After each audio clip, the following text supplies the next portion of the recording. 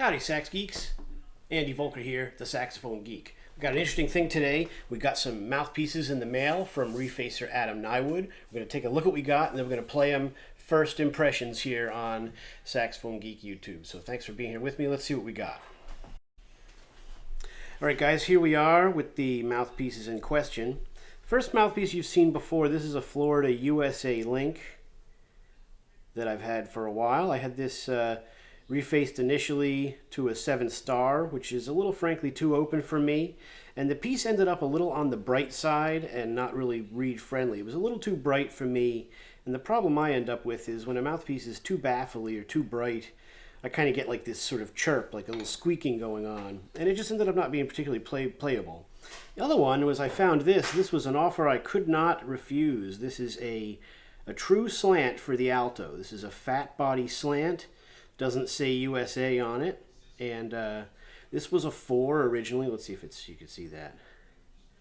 And it was super dirty. You could still there's still some crap inside there. Adam did his best to clean it up without buffing it and going crazy. I prefer old mouthpieces to look like old mouthpieces, you know. So Adam opened the alto piece to about a 7, and this one I brought it down to about a 7 for tenor. And the other thing that Adam worked on was the baffle profile on this, a little more flat. It was a little. I think we think it was just a little bit too round, and we're hoping that. And he also worked on the indentation on the table, and that's a whole nother topic of discussion. But anyway, we're here to hear some mouthpieces, so let's go ahead and give them a play. All right, so we'll start with the alto piece, the slant. We're going to throw a reed on here. While I'm doing that, if you guys are interested in the music that's played on saxophone, check out my channel, Jazz Night with Andy.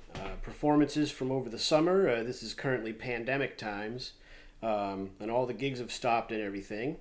But we did a bunch of playing outside, and I recorded a bunch, and have been editing the videos and putting it all together. So that's kind of what's been going on. I'll put the link down in the description. This ligature is not fitting perfectly on this mouthpiece. What I've been playing on alto is a modern New York Meyer, the mouthpieces they came out with about a year ago. I've switched to softer reeds on alto and needed a larger opening. I have a bunch of real New York Meyer. I've a few New York Meyers and a bunch of other Meyers, and they're all 5s and a few 6s. So I did everything at a 7, so I grabbed this. And aside from it not really being made that well because it's a modern mouthpiece, I like the sound of it. It sounds pretty cool. A little bright, but that's because of the soft reeds too. I'm still getting used to them all this time. Okay, that doesn't fit very well on there. First problem.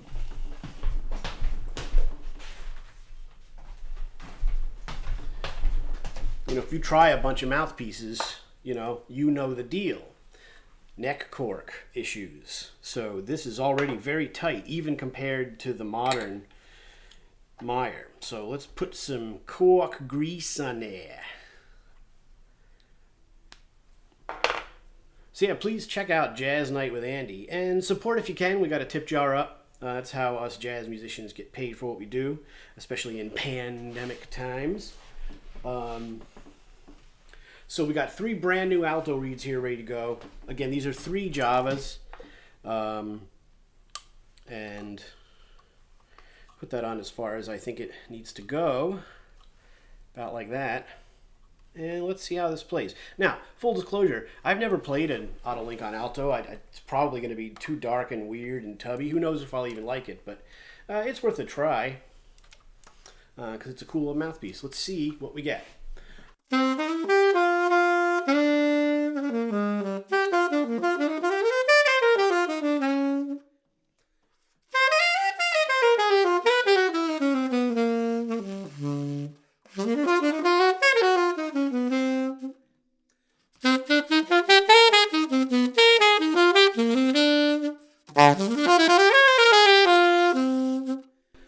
Interesting.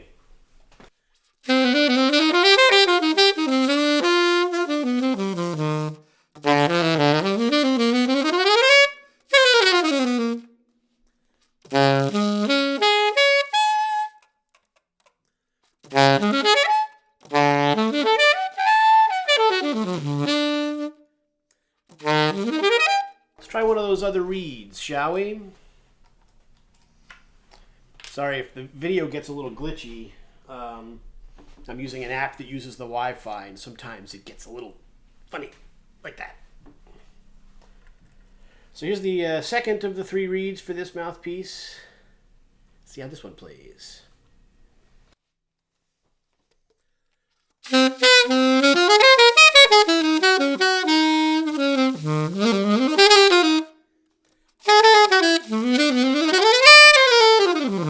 Wow.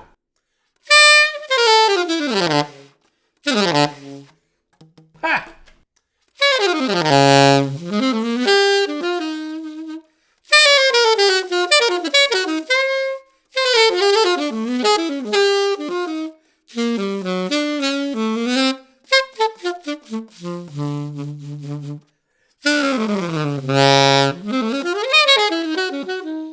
That reed's a little more resistant, gives you a little more body to it. I like that. Let's try the third one.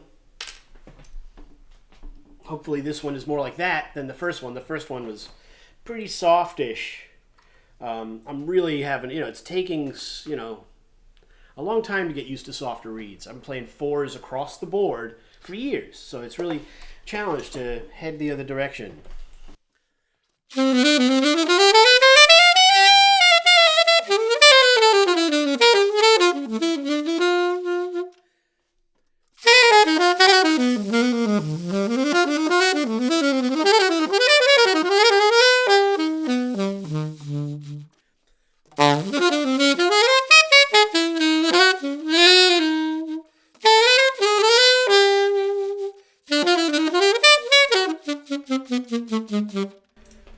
I like it.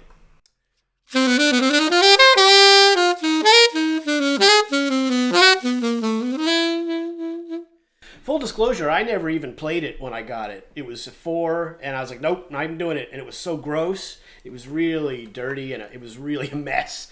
And so I just sent it right to Adam. I said, hey, would you do this piece? Interesting.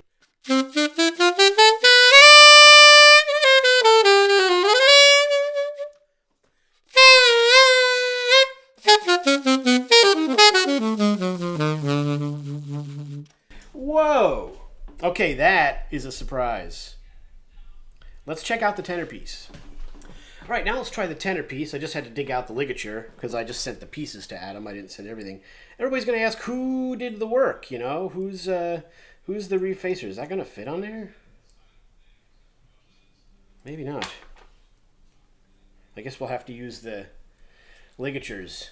It's a non-stop battle. So everyone's going to ask who did the work. Well, Adam Nywood is the refacer that worked on both of these mouthpieces. I've known Adam for many, many years. We went to Berkeley together back in the old days.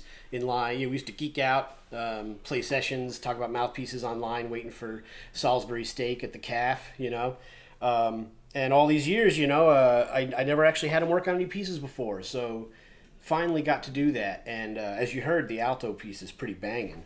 Let's check out the tenor piece. I only have the one reed that I've been using on the soloist.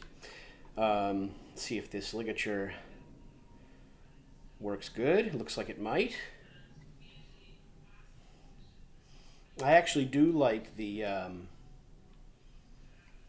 link ligatures. I do like these if you can get them to fit and you can get them to work properly. They sound nice, but they tend to be off kilter. That's what people don't like about them. All right, let's check this one out.